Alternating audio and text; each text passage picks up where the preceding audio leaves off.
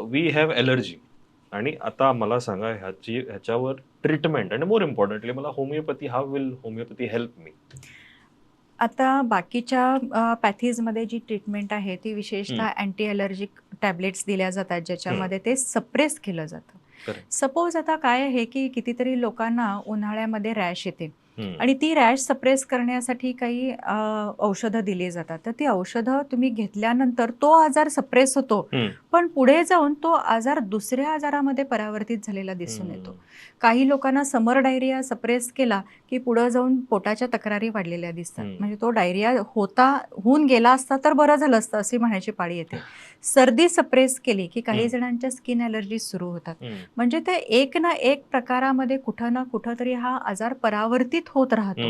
होमिओपॅथीमध्ये हाच एक मोठा डिफरन्स आहे की हा आजार परावर्तित होत नाही, तर तो आजार समूळ नाहीसा होतो. From centre to the periphery, from within to outwards, मुळापासून. असा मुळापासून जातो.